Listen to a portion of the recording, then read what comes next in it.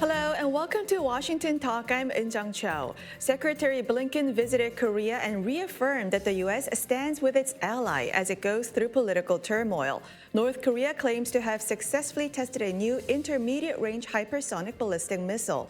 Today we discuss how the U.S. views these latest developments on the Korean Peninsula.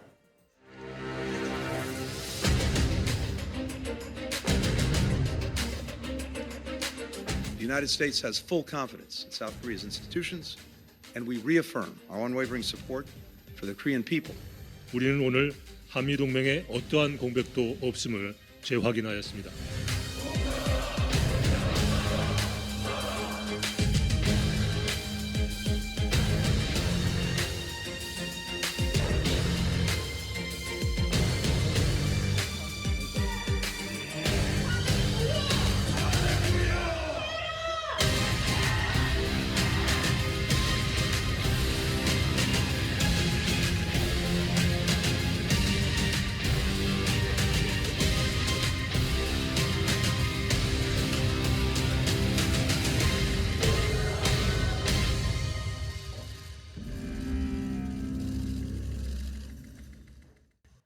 In the studio with me, Ambassador James Jeffrey, chair of the Middle East program at the Wilson Center. Ambassador Jeffrey was the special representative for Syria engagement and the special envoy for the global coalition to defeat ISIS. Ambassador Jeffrey also served as the deputy national security advisor during the George W. Bush administration. He was also the U.S. ambassador to Iraq, Turkey, and to Albania. Also joining us, Dr. Patrick Cronin, Asia-Pacific Security Chair at the Hudson Institute. Dr. Cronin previously served as a Senior Director of the Institute for National Strategic Studies at the National Defense University. Welcome to the program. Thank you. Thank you. Now, Dr. Cronin, Secretary of State Tony Blinken visited Seoul to show the alliance remains strong for the Biden administration, which promoted U.S.-South Korea-Japan cooperation as an important part to contain China. How important was this trip as South Korea goes through the political turmoil? Well, even though power is now focused on the incoming Trump administration here in the United States, this is the final 2 weeks of the Biden administration's chance to underscore their achievements. And I think Secretary Blinken first wanted to underscore that the South Korean-U.S. relationship has made tremendous progress, both bilaterally and multilaterally with other allies like Japan. And he wanted to make sure that that carries on to the Trump administration. He wanted to reinforce that achievement of the Biden administration. But also he wanted to signal to North Korea, to China, to Russia, that our relationship with South Korea is extremely important. And there should be no outside interference or meddling while they go through some political tumult. Mm-hmm. And Ambassador Jeffrey, Secretary Blinken said the U.S. had serious concerns about some of the actions taken by President Yoon. But he also noted that South Korea has been an extraordinary partner for the U.S. for many decades, especially the last 4 years. The U.S. has refrained from condemning President Yoon directly so far. Do you think Washington has mixed feelings about the possible arrest and impeachment of President Yoon, who's a staunch partner of the United States? Well, first, thanks for having me on. I think that Washington, first and foremost, wants to see stability in the government of South Korea. This is not a stable period, but that's okay. Democracies, including American democracy, go through such periods, and Tony Blinken is aware of that. So it's somewhat of a reassuring message. Yes, we didn't like some of the things that President Yoon did. But on the other hand, you've got a process underway. We trust you. Stay calm. We're with you. Don't get nervous about us, and we won't get nervous about you. It's a good message. I think it was an effective visit. Mm-hmm.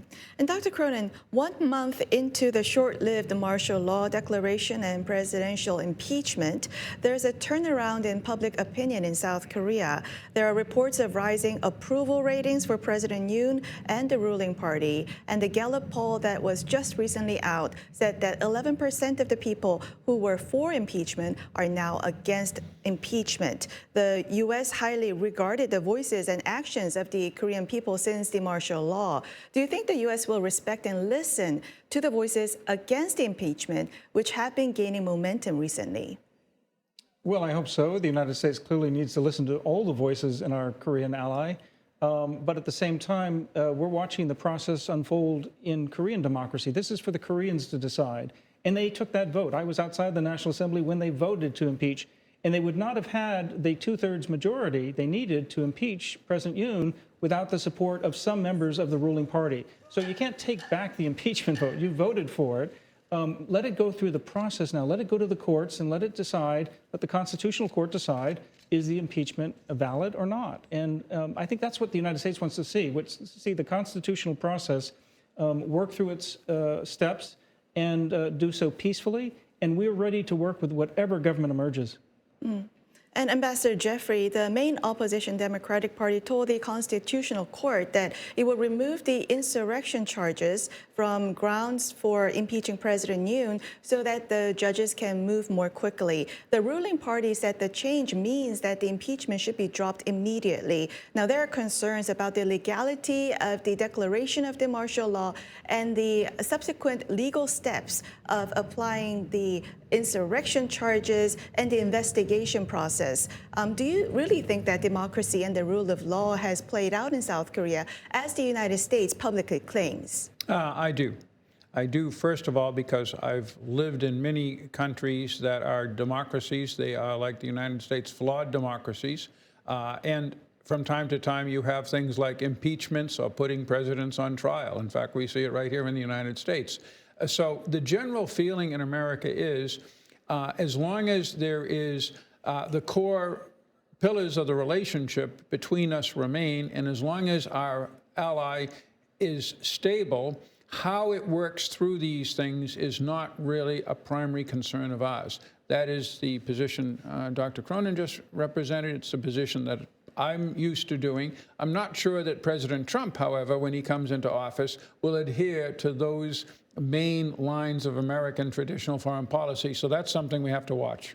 I wonder how President Trump will be different, as you just noted, because those people who are against impeachment, now their demonstrations have the American flag, Stop the Steal slogan, and also the MAGA-like red hats, clearly appealing to President Trump for help. How do you think President Trump will be different? Well, first of all, we can trust President Trump to engage in strong rhetoric and unconsidered outbursts if he doesn't like one of the other leaders in Korea or something that a Korean leader of a political party does. What I would urge everyone to do, however, is to realize normally presidents don't say things unless they're absolutely committed to carrying it out in actions and policies. President Trump is quite different. Judge the Trump administration by what is actually done, not what is said or what is threatened. So Steve Bannon, former White House strategist, did a podcast this week on South Korea's political turmoil. And he said, brothers and sisters in Korea, we got your back. Do you think Steve Bannon has President Trump's ears? Steve Bannon may have the Korean people's back, but President Trump doesn't have Steve Bannon's back. One of the problems with the Trump team is many people think they can speak for President Trump. Only one person speaks for President Trump, that's President Trump himself, and often what he's speaking isn't really what President Trump is thinking. So good luck, everybody. So there's the similarities that those against impeachment, they also talk about election being rigged in South Korea, which is similar to the Trump supporters. Do you think that would resonate with President Trump and his supporters? It might resonate with President Trump himself because he has an obsession with the 2020 election. But the people around him do not.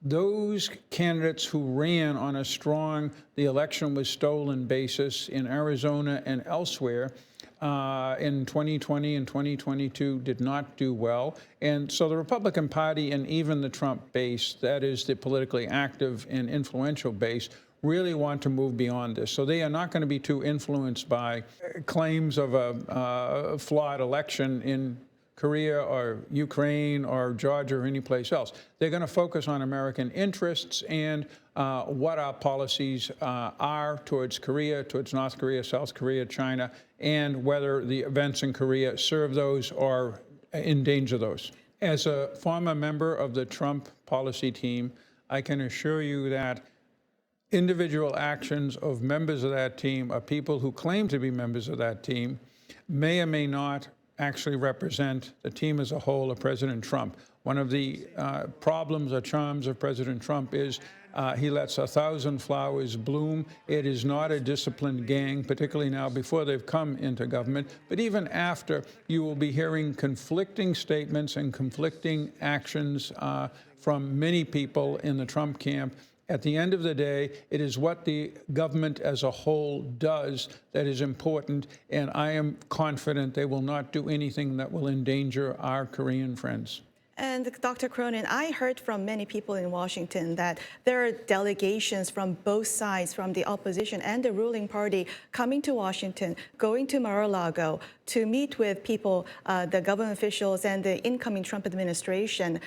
Do you think those actions would appeal to President Trump? What impact could they make?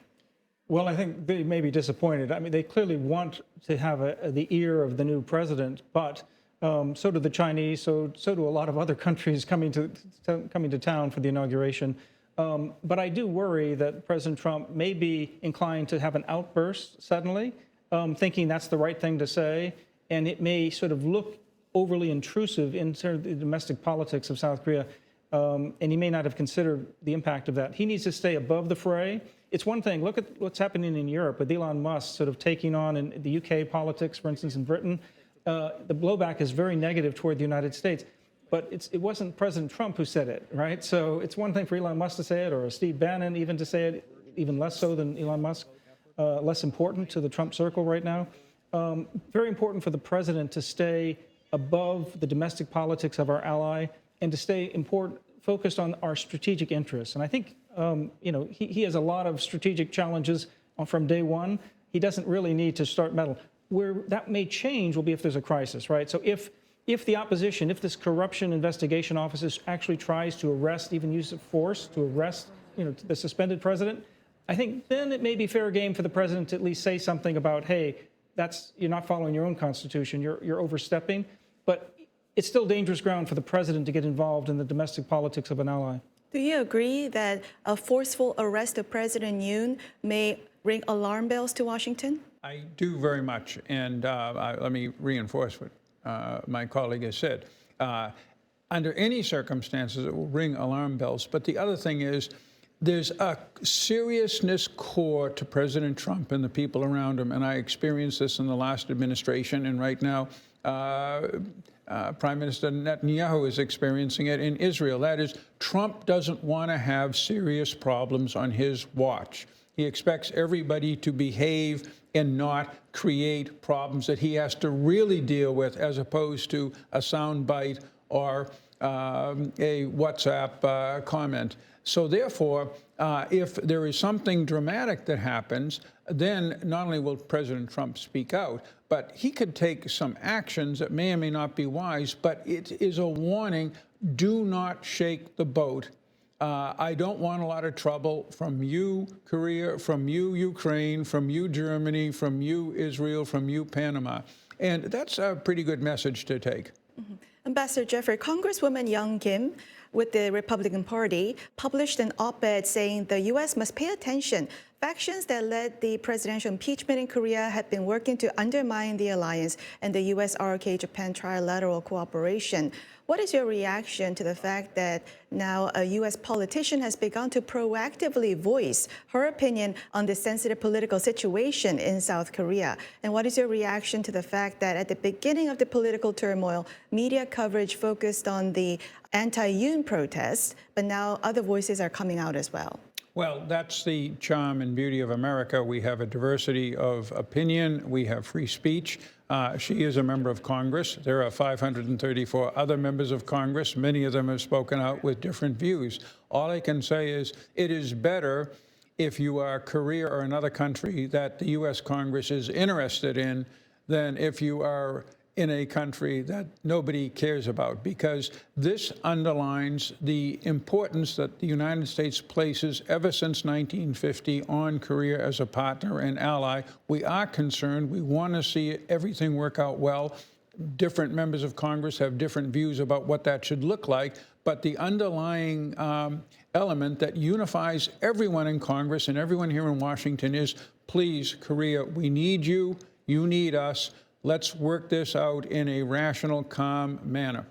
And Dr. Cronin, the Chinese embassy in South Korea posted a notice on its WeChat account saying that according to the Immigration Control Act of South Korea, foreign nationals in South Korea may not engage in political activities except as provided by law. The embassy also told the Chinese people to avoid making public political statements and to keep away from political rallies. Now, the ruling party lawmakers are releasing photos of Chinese nationals participating in the anti-Yoon protest. Do you agree with concerns that possible Chinese influence over the anti-Yoon protest, over the society, and over the body politics of Korea? Yes, the influence campaign from China has not just permeated South Korea, but the United States and most of our allies and partners around the world. The question is, what do we do about it? And the answer is not martial law. The answer is to work through a set of policy prescriptions that can stand up to that kind of influence campaign. At the same time, Xi Jinping understands even more than maybe President Trump. I agree with everything Ambassador Jeffrey said about not wanting to instigate a crisis on your sort of doorstep for China. So Xi Jinping is trying to suppress any further instigation of incidents. He wants to start with a clean slate with whatever government he's dealing with in South Korea, and he senses an opportunity for China to grow its influence now on the Korean Peninsula, where it's been set back for the last 5-8 years, ever since the THAAD incident, for instance, in 2016, 2017, where they stopped the missile defense battery or they protested and put economic pressure on South Korea. But in terms of President Yoon called attention to the fact that there was Chinese influence. It talked about the drones being operating, looking at the American carrier in Busan. That is a security threat. There's no doubt. So we have a security cooperation. We have an alliance. We need to work on those kind of threats together. But it doesn't mean you should suspend your democratic processes to deal with that. We can do it through the democratic processes of the United States, and I think South Korea can do it through the democratic processes in its constitution as well. But Dr. Cronin, wouldn't China want to engage in influence activities with the anti-Yoon group, as the leader of the main opposition party is criticized by the ruling party of having pro-China policies? Right, and it's not just the leader. The Democratic Party of Korea in general wants to go back to what they would call a more equidistant policy of dealing with the great powers, of dealing with and kind of mediating between China and the United States. Which China would like to see that kind of equidistance away from the U.S. alliance. So that is a concern. The Chinese are not going to give up that interest. That's exactly what they're going to be trying to do. And so we shouldn't take their statement from their embassy as saying, don't get involved and don't meddle, as the last word on what they're actually doing on the ground. We'd be naive to think that they're not interested in growing their influence. But Xi Jinping is basically saying, don't get caught doing these things, because otherwise we're going to look like the bad guy. We want the Americans right now to look like they're on their way out and we're on our way up. Ambassador Jeffrey, do you also think that it is a good opportunity for China to engage in influence activities in Korea, to influence the elections there? We hear many things about Russia getting involved to influence American elections. I think China might. I'm not an expert on China. What I have learned is that China is serious and careful in a way that President Putin, for example, you just cited, Russia is not. They rush into anything, cut undersea cables, try to influence elections. The Chinese will look at what will be the second and third effects of this. By our interfering, will we support those factions in Korea that are more opposed to a Chinese role in the future of Korea, or those who are supportive of us? I think one interpretation of the Chinese embassy statement was, look, we're really not trying to have a role. We're being the innocent bystander. Now, as Dr. Cronin said, that's not actually the case, but they're being quite careful.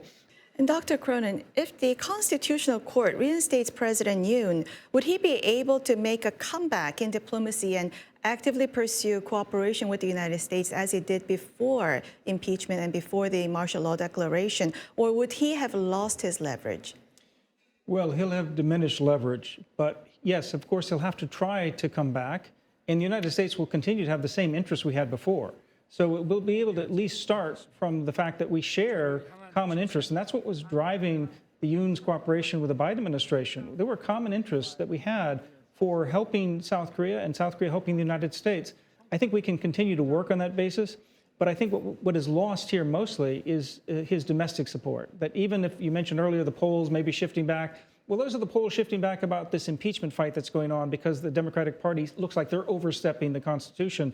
But I think if he's removed from suspension, he will still be seen as a lame duck president and domestically. And I think that will hurt him in terms of the ability. He also finally will not have regained control over the National Assembly, which is what sort of prompted this major crisis this past year anyhow. And I want to move to the security situation on the Korean Peninsula. Dr. Cronin, North Korea claims that Kim Jong-un oversaw a successful test of a new intermediate-range hypersonic ballistic missile that can hit Guam.